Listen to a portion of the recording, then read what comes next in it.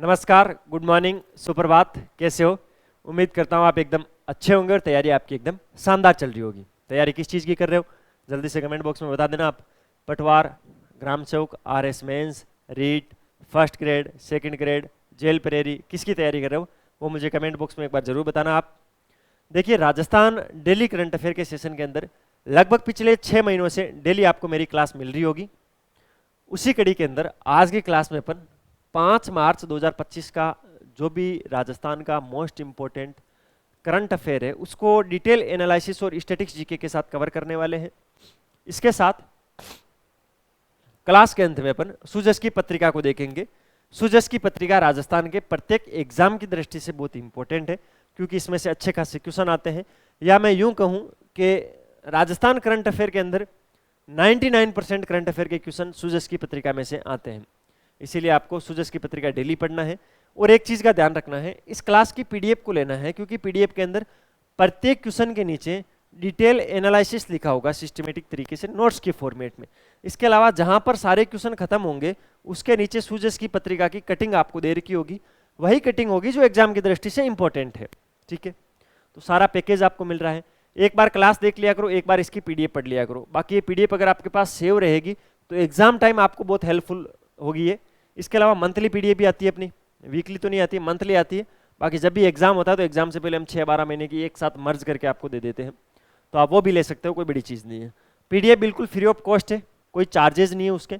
कैसे मिलेगी पीडीएफ वो अपन इस क्लास के अंत में उस पर चर्चा कर लेंगे। चलिए पहले आज की क्लास को शुरू करते हैं। पहला क्वेश्चन क्या है, राजस्थान से किसे लोकसभा की याचिका समिति का अध्यक्ष मनोनीत किया गया?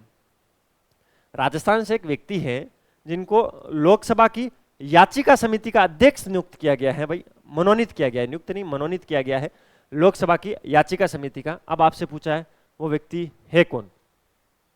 तो भाजपा के पूर्व प्रदेश अध्यक्ष सीपी जोशी को ऑप्शन नंबर 3 राइट ऑप्शन है। चित्तौड़गढ़ के सांसद हैं और राजस्थान भाजपा के पूर्व प्रदेशाध्यक्ष हुआ करते थे सीपी जोशी। वर्तमान में अगर ये पूछ ले कहां से सांसद है तो आपको ध्यान रखना है कहां से हैं, चित्तौड़गढ़ से हैं।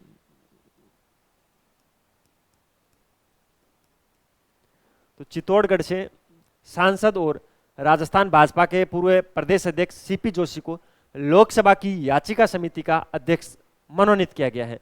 15 सदस्य की यह समिति है। आपको ध्यान रखना है इस समिति में कितने सदस्य हैं, 15 सदस्यीय लोकसभा याचिका समिति बनाई गई है जिसकी अध्यक्षता सांसद सीपी जोशी करेंगे और जिसमें 14 अन्य सदस्य रहेंगे, यानी एक अध्यक्ष प्लस 14 सदस्य। इस प्रकार का इसका स्ट्रक्चर है, ये चीज भी ध्यान रखना। पूछ लेते कभी कभार, ज्यादा डेप्थ में क्वेश्चन पूछना होता है तो इस प्रकार के क्वेश्चन आ जाते हैं। लोकसभा की याचिका समिति याचिकाओं के माध्यम से प्रस्तुत जन शिकायतों के निवारण में महत्वपूर्ण भागीदारी निभाने के लिए बनाई गई है, ये चीज आपको ध्यान रखनी है। इस समिति का स्ट्रक्चर याद कर लेना क्योंकि आरएस जैसे एग्जाम के अंदर, और आजकल क्या बताएं, पेपर का कोई फिक्स पैटर्न ही नहीं रहा है। आज से 10 साल पहले एक फिक्स पैटर्न हुआ करता था। आप आज से 10 साल पहले के पेपर उठाना, किसी एक वैकेंसी के 4 पेपर उठाना राजस्थान में मतलब 4 पटवार के पेपर आप उठा लेना या 4 आरएस के पेपर, आप देखोगे उन चारों पेपर का जो ट्रेंड है वो सेम सा है। किस किस पोर्शन में से किस प्रकार के क्वेश्चन पूछे जा रहे हैं, क्वेश्चन की लैंग्वेज, लेवल, प्रत्येक चीज बराबर थी। लेकिन पिछले 2-3 सालों से ऐसा वेरिएशन आया है, कैसा भी पेपर आ सकता है भाई, कोई गारंटी नहीं है, कोई भी गारंटी नहीं है। किसी भी प्रकार का पेपर पूछा जा सकता है। पेपर एकदम जैसे सीटी में पूछा था एकदम लो लेवल का भी पूछा जा सकता है, आरएस में पूछा उस लेवल का भी, कैसा भी पेपर पूछा जा सकता है। कोई आप ये पहले जज ही नहीं कर सकते हो राजस्थान में अब तो कि पेपर कैसा आएगा। आपको जज यही करना है कि मैं बेस्ट तैयारी कैसे कर सकता हूँ, मैं डिटेल में चीजें कैसे पढ़ सकता हूँ। आजकल वो जमाना गया कि आप ऊपर ऊपर से पढ़ के गए, 5 दिन 1 वीक पढ़ के गए, वो हो गया, कुछ ऐसा कुछ नहीं है।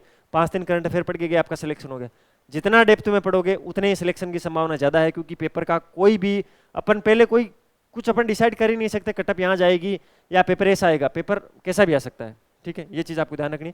ये जो 15 सदस्यीय समिति, इसमें ध्यान रखना है कि अध्यक्ष 14 सदस्य हैं। चित्तौड़गढ़ से सांसद है सीपी जोशी जो कि पहले राजस्थान में भाजपा के पूर्व अध्यक्ष हुआ करते थे और इनको इस समिति का क्या चुना गया है, अध्यक्ष।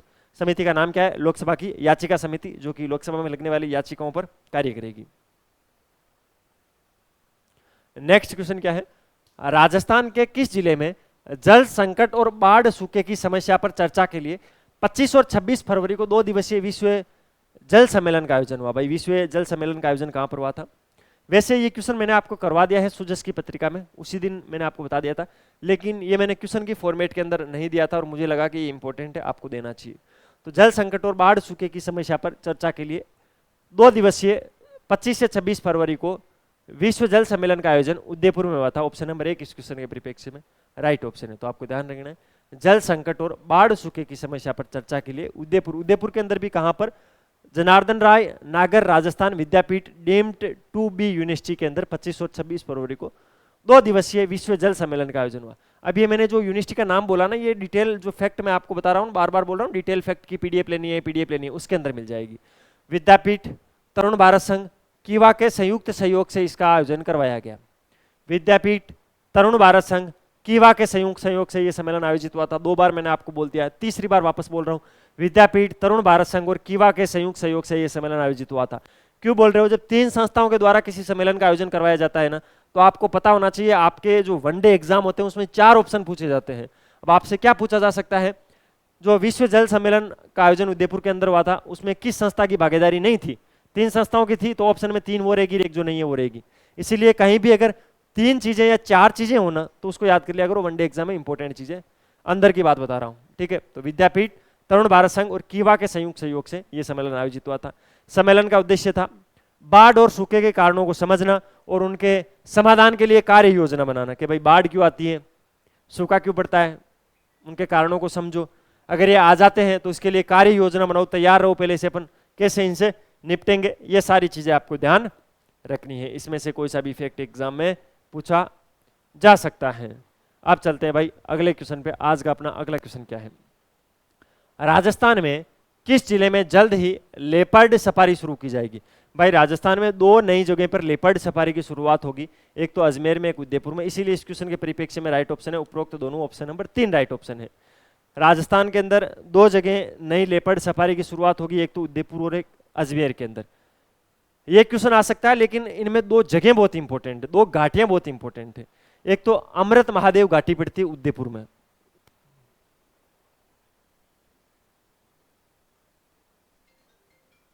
क्या पड़ती है? अमृत महादेव। ये कहां पर पड़ती है? उदयपुर में। उदयपुर में जो लेपर्ड सफारी बनाई जाएगी वो अमृत महादेव घाटी के अंदर। अजमेर के अंदर एक घाटी पड़ती है गंगा भैरव घाटी।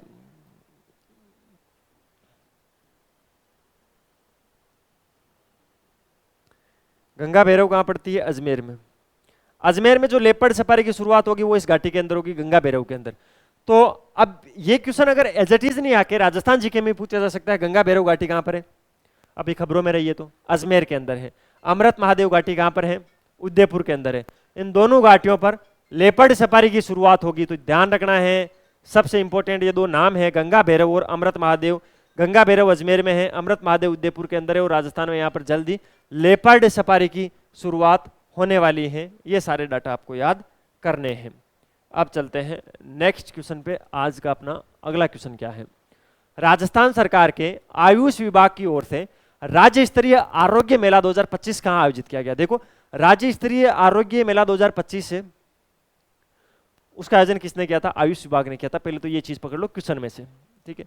कहां पर किया था? जयपुर के अंदर किया था। ऑप्शन नंबर 3 इस क्वेश्चन के परिप्रेक्ष्य में राइट ऑप्शन है। ये मेला भी मैंने आपको पढ़ाया था, है सूजस के अंदर पहले ही आ गया था, इसलिए मैंने इस मेले के बारे में सूजस में आपको पढ़ा दिया था, लेकिन आपने नहीं पढ़ा था, मुझे पक्का पता है, ठीक है। राजस्थान में आयुर्वेद और पारंपरिक चिकित्सा पद्धतियों को बढ़ावा देने के उद्देश्य से 4 दिवसीय राज्य स्तरीय आरोग्य मेला 2025 का शुभारंभ 1 मार्च को हुआ था। कब? 1 मार्च को। बार बार बोल रहा हूं 4 दिवसीय, तो कब तक चलेगा ये? 4 मार्च तक। ये चीज ध्यान रखना, 1 मार्च से लेकर 4 मार्च तक जयपुर के अंदर। जयपुर में अगर आपसे प्रॉपर जगह पूछ ले तो जवाहर कला केंद्र पड़ता है, उसके अंदर एक शिल्प ग्राम पड़ता है, उसके अंदर जवाहर कला केंद्र जयपुर के अंदर इसका उद्घाटन किया गया या इसका आयोजन किया गया। 4 दिनों तक चलेगा। आयुर्वेदिक, योग, होम्योपैथी, यूनानी और जो प्राकृतिक चिकित्सा पद्धतियां हैं उनके विशेषज्ञ वहां पर उपस्थित रहेंगे। वहां पर लोगों को निःशुल्क परामर्श दिया जाएगा और उपचार भी प्रदान किया जाएगा। परामर्श के साथ उपचार दिया जाएगा। 1 से 4 तारीख तक आयुष विभाग है वो इसको करवा रहा है। ये चीज आपको ध्यान रखनी है। मैं क्या क्या चीजें आपको बता रहा हूँ? राजस्थान में आयुर्वेदिक और पारंपरिक चिकित्सा पद्धतियों को बढ़ावा देने के उद्देश्य से 4 दिवसीय राज्य स्तरीय आरोग्य मेला 2025 का शुभारंभ 1 मार्च को हुआ, जो 4 दिन तक चलेगा, यानी 4 मार्च तक चलेगा। जयपुर के जवाहर कला केंद्र के अंदर जो शिल्प ग्राम स्थित है वहां पर इसका आयोजन किया गया है। इसके अंदर 4 दिनों तक आयुर्वेद, योग, होम्योपैथी, यूनानी और प्राकृतिक चिकित्सा के जो विशेषज्ञ है वो यहाँ पर उपस्थित रहेंगे। इसके अलावा यहाँ पर निःशुल्क परामर्श और उपचार दिया जाएगा। अगला क्वेश्चन क्या है भाई, अगले क्वेश्चन पे चलते हैं। देखिए, अगर कोई भी चीज क्लास में समझ में नहीं आ रही है तो आपका ये पूरा हक बनता है कि आप मुझे कमेंट बॉक्स में बताओ, सर आपने ये जो चीज पढ़ाई थी वो हमारे समझ में नहीं आई थी, उसको समझाने का काम मेरा है, वो आप नो टेंशन रहो। अगले दिन आते ही सबसे पहले अपन उसी चीज को समझेंगे। अगर आपको सब कुछ समझ में आ रही है तो आपका क्या फर्ज बनता है कि सबसे पहले आप ये कमेंट करो कि सर ऑल गुड, सब समझ में आ रहा है, इसी तरह कंटिन्यू रखो। ठीक है, कमेंट का ऑप्शन आपके लिए ही तो है। अगला क्वेश्चन क्या है, राजस्थान में किस जिले के प्रख्यात लोक कलाविद और साहित्यकार डॉक्टर महेंद्र बनावत का निधन हो गया है? भाई निधन के सेक्शन में इंपॉर्टेंट है, डॉक्टर महेंद्र बनावत, इनका निधन हुआ है। आपसे ये पूछा गया है ये कहाँ से है, तो ये राजस्थान में उदयपुर के हैं। ऑप्शन नंबर 1 राइट ऑप्शन है इसके अंदर। राजस्थान में उदयपुर के भारतीय लोक कला मंडल के पूर्व निर्देशक हुआ करते थे डॉक्टर महेंद्र बनावत। उनका उदयपुर के अंदर भी 25 फरवरी को निधन हो गया था। ठीक है, जो डॉक्टर महेंद्र बनावत है उन्होंने करीब 100 से ज्यादा पुस्तकें लिखी है। कितनी? 100 से ज्यादा पुस्तकें। तो आप समझ गए होंगे कितने कद्दावर व्यक्ति थे डॉक्टर महेंद्र बनावत, इनका नाम है, उदयपुर के हैं। सबसे इंपॉर्टेंट ये है भारतीय लोक कला मंडल के पूर्व निर्देशक ये रह चुके हैं। 100 से ज्यादा इन्होंने किताबें लिखी हैं। इनको डॉक्टर कोमल कोठारी लोक कला पुरस्कार मिल चुका है, कन्हैयालाल सेठिया पुरस्कार मिल चुका है। इनको ये 2 पुरस्कार बहुत ही इंपॉर्टेंट मिल चुके हैं, डॉक्टर कोमल कोठारी लोक कला पुरस्कार, इसके अलावा कन्हैयालाल सेठिया पुरस्कार इनको मिल चुका है। 100 से ज्यादा किताबें लिखी है, उदयपुर के हैं। ठीक है, लोक कलाविद और साहित्यकार है, नाम है डॉक्टर महेंद्र बनावत। तो आपको जो ये डेथ वाला सेक्शन वाला है ना, डेथ का सेक्शन है करंट अफेयर में, निधन वाला सेक्शन, यार डेथ तो लगती भी बहुत बुरी है, निधन के सेक्शन में ये क्वेश्चन मोस्ट इंपोर्टेंट है, ये चीज ध्यान रखना आपको। ठीक है, 3 स्टार लगा लेना। डॉक्टर महेंद्र बनावत के बारे में जानकारी ले लेना, और भी सर्च कर लेना, आपको मिल जाएगी। वैसे तो आप बहुत चीजें सर्च करते हो गूगल पे, हैं? आपने देखा भी कभी अपना गूगल हिस्ट्री, गूगल क्रोम का हिस्ट्री, बहुत सारी चीजें सर्च करते हो, तो कुछ अच्छी चीज भी सर्च कर लिया करो। राजस्थान में युवाओं को पायलट बनाने का प्रशिक्षण देने के लिए कहां पर फ्लाइंग ट्रेनिंग ऑर्गेनाइजेशन शुरू हो जाएगा? अभी एक नई फ्लाइंग ट्रेनिंग सेंटर है, उसकी शुरुआत हो रही है। देखो, राजस्थान का पहला फ्लाइंग ट्रेनिंग सेंटर कहां पर स्थापित हुआ था? किशनगढ़ के अंदर स्थापित हुआ था। यह चीज आपको ध्यान रखना है। किशनगढ़ अजमेर जिले के अंदर पड़ता है किशनगढ़, और मार्बल मंडी के रूप में जाना जाता है। एशिया की सबसे बड़ी मार्बल मंडी है किशनगढ़ के अंदर। तो सबसे पहला फ्लाइंग सेंटर यहां पर खोला गया था। दूसरा फ्लाइंग सेंटर है वो हमीरगढ़ के अंदर खोला जा रहा है। हमीरगढ़ का है भीलवाड़ा में, भीलवाड़ा के हमीरगढ़ में। तो आपको ध्यान रखना है, भीलवाड़ा के हमीरगढ़ के अंदर राजस्थान का दूसरा फ्लाइंग ट्रेनिंग ऑर्गेनाइजेशन FOT खुलने वाला है। ठीक है, युवाओं को पायलट बनाने के लिए ट्रेनिंग देने के लिए इस साल के अंत में ये शुरू हो जाएगा। सबसे इंपॉर्टेंट चीज इसके अंदर ये है, ये जो ट्रेनिंग सेंटर खुल रहा है ये 2 जिलों की सीमाओं पर खुल रहा है, भीलवाड़ा और चित्तौड़गढ़। इसके साथ में चित्तौड़गढ़ भी लिख लो आप।